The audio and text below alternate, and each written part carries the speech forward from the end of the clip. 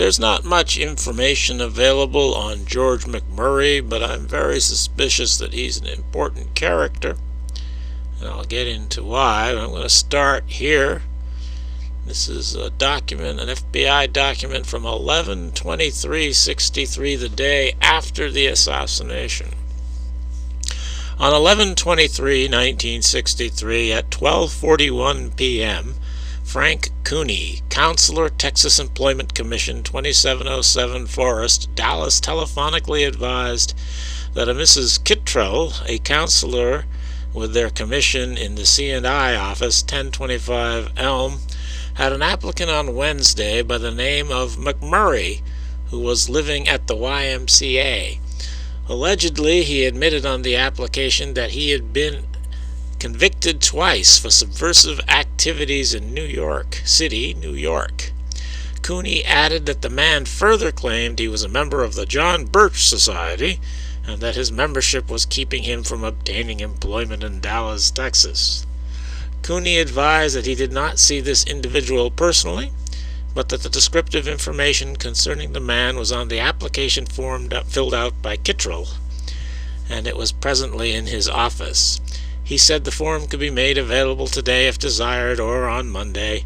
He said his office number is Riverside, yada yada, and he's furnishing the info for whatever value it might be in connection with the assassination, or if the possibility exists that there might be a connection between Oswald and this individual called McMurray.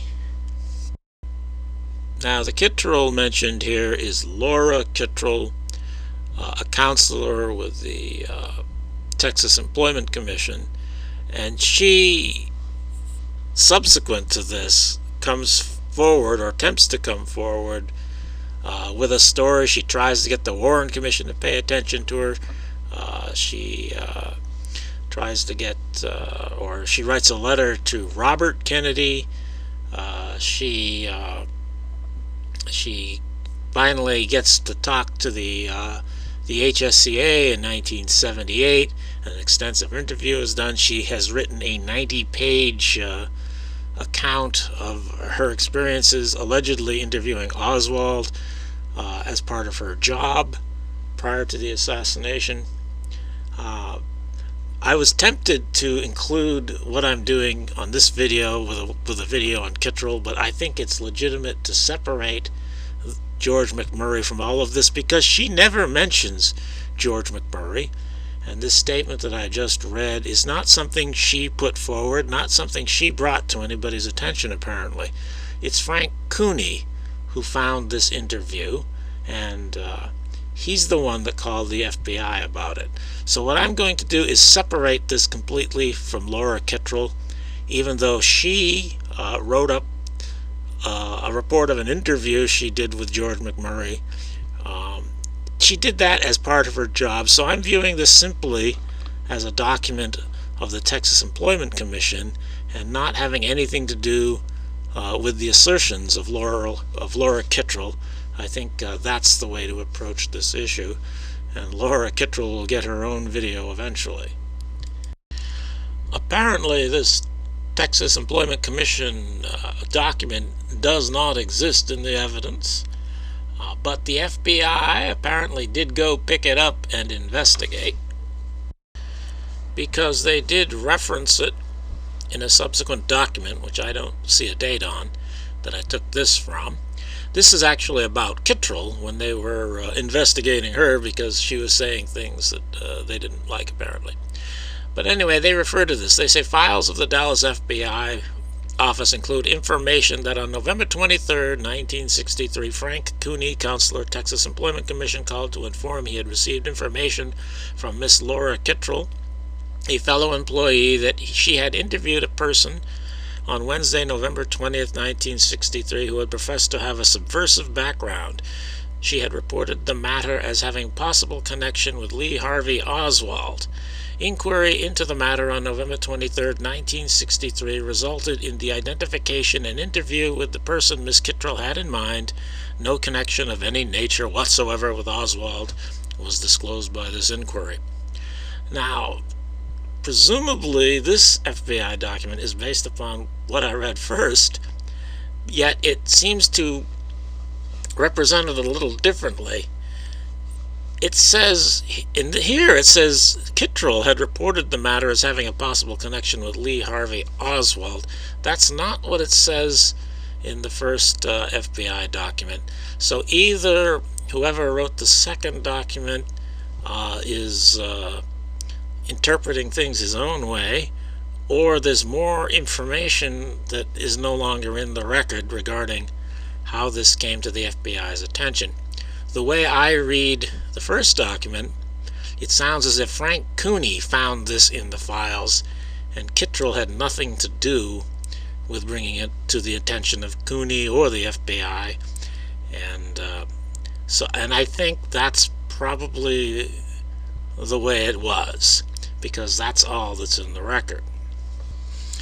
And I think that's an important point, an important issue, because if this is an assertion by Kittrell, then it makes one wonder why she never mentioned it again. And I think it makes a difference in how you view what Kittrell said, whether she brought this to somebody's attention or whether Cooney did. But as I said, I'm going with the way the evidence represents it best here. And I don't think Kittrell brought this to anybody's attention. I think this was Frank Cooney's doing. And a couple things to note about this document here is now the FBI is spelling her name correctly. I think perhaps in the first document it was intentionally misspelled, because they seem to do that when there's something they want to hide. They tend to misspell names. I've noticed with Ralph Leon Yates. With that incident, they did that, it seems, anyway.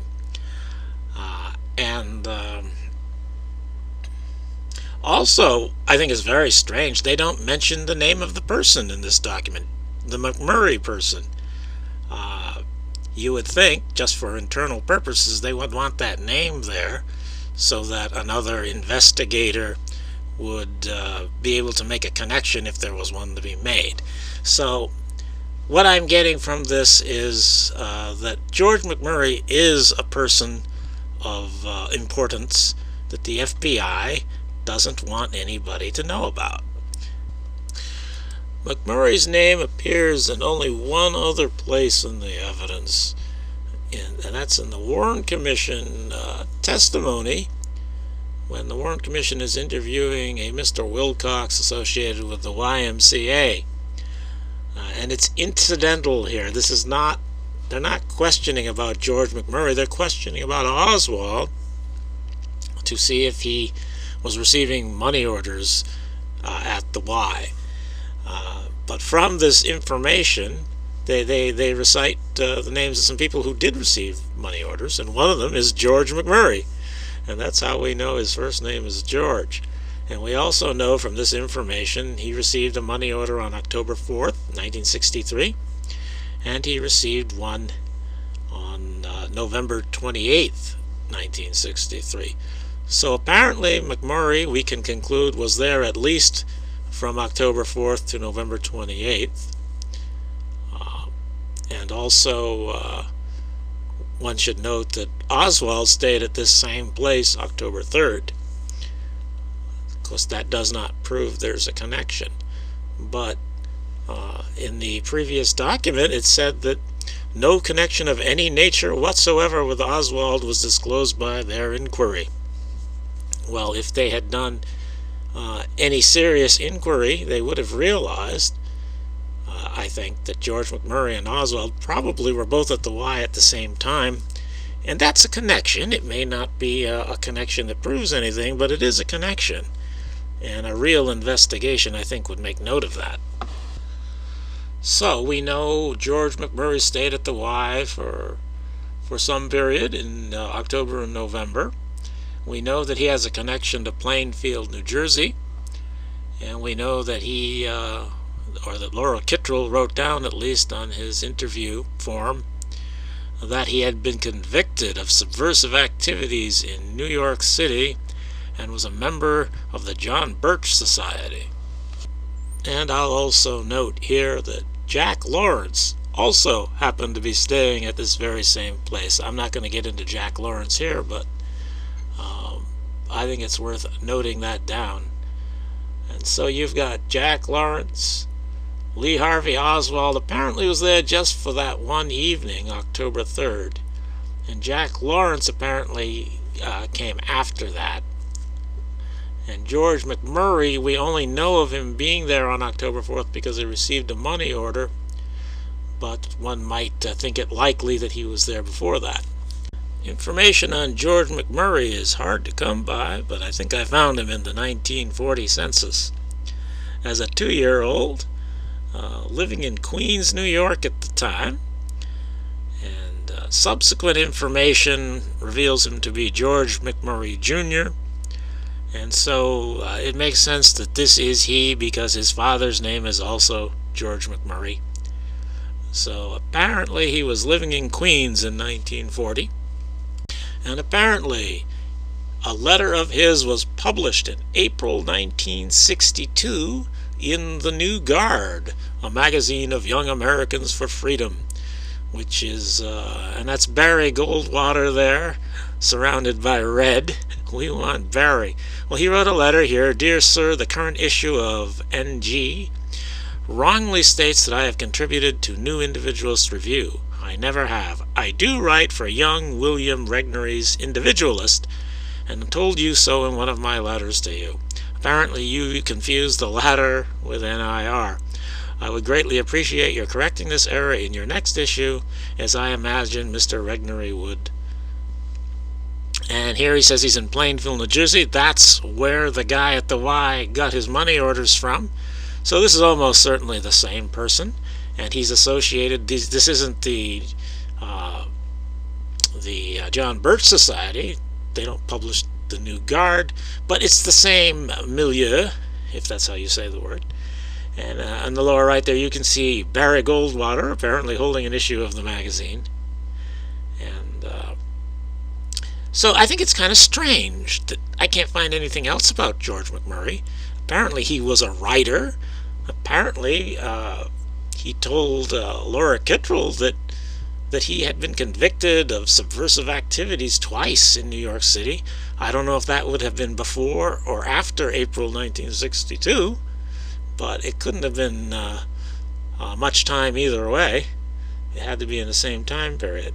So I think this is a very interesting character, and yet and he was very active in politics apparently, and yet he seems to have disappeared from the public record. And in this same period, the New Guard was putting this fellow on the cover in October 1961, William F. Buckley Jr., before he was a TV star, but not before he was a CIA asset.